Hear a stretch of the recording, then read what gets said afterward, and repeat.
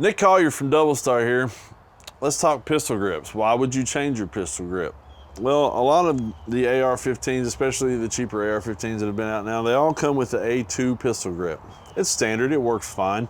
It's a hard plastic grip and it's worked for 30 years. But in the last 10 years, aftermarket accessories for AR-15s have gone through the roof, including pistol grips. So now there are pistol grips out there that are more comfortable. They put your finger in the right spot to pull the trigger. And these are all things that you want to look for when you're deciding on what pistol grip is going to work best for you. We like to use the Ergo pistol grips. Personally, it's my favorite. It fits my hand the best. It's a soft overmolded rubber, so there's no slip. And it also has a little bit of storage in the bottom. So if you want to put a battery or an extra round or whatever you want to put in there, you can do that too. Now the process for changing the grip is really simple, but you got to pay attention because the selector, detent, and spring ride inside your pistol grip. So you have to make sure that when you're taking it apart that you don't lose your spring and detent. Most standard pistol grips come with a regular flathead screw. So get you a screwdriver long enough to reach down in there, and you're just going to put it in and lefty-loosey, just like everything else on the AR. Now DoubleStar always uses flathead screws in our builds because we feel like in the field, you're probably going to be able to find a flathead screwdriver before you can find a long Allen wrench that's going to fit the screw size that whatever manufacturer puts in there. So that's why we do it that way. Now once your screw comes out, you've got a little washer on there. Now the trick is, as you're removing the old pistol grip, you see the spring right here coming out, and behind that will be the detent. So you just want to wiggle that off. You've got your spring there. The other thing you got inside there is the detent. So these are the two pieces you have to make sure that you're not going to lose.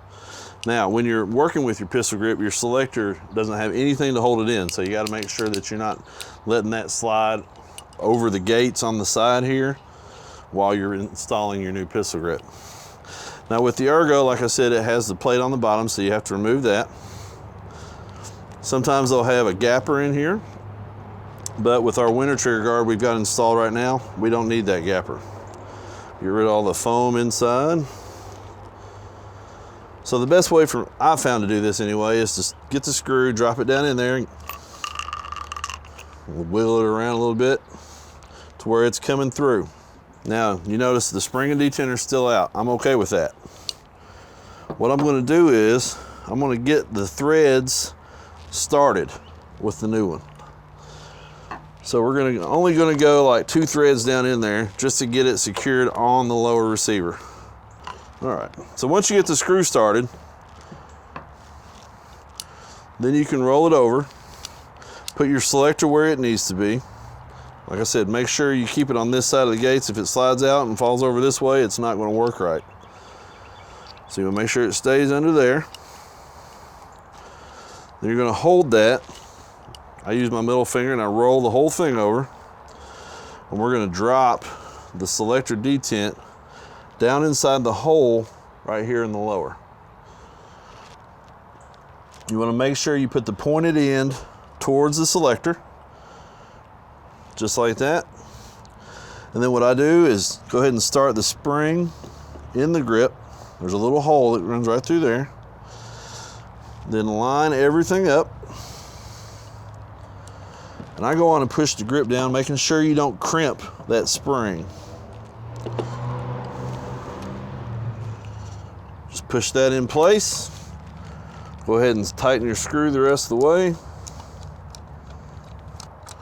There's a lot of threads in these screws. Now, one question I always get is, well, how tight do you make it? Well, what I usually do is get it snug and then give it a good half turn. It's worked for this long, never come out. Replace that plastic or your little rubber plug on the bottom. So once you get the selector and the screw tightened, everything locked back in, you want to make sure you do a function check.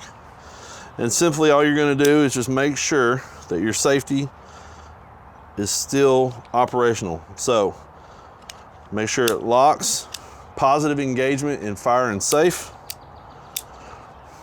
And then go ahead and do your function check just like you would if you were putting in a new hammer trigger or something like that. Push your hammer down, pull your trigger while holding the hammer, let go of the hammer, and then let go of the trigger, and that checks your disconnector. Go ahead and pull the trigger. Make sure when you do a function check that you don't let your hammer fall, just free fall, because you will break your bolt catch here. So I always put my thumb over it, make sure it's doing what it's supposed to, and then put it on safe, and make sure it doesn't fire. And now you have a brand new, overmolded, beautiful pistol grip.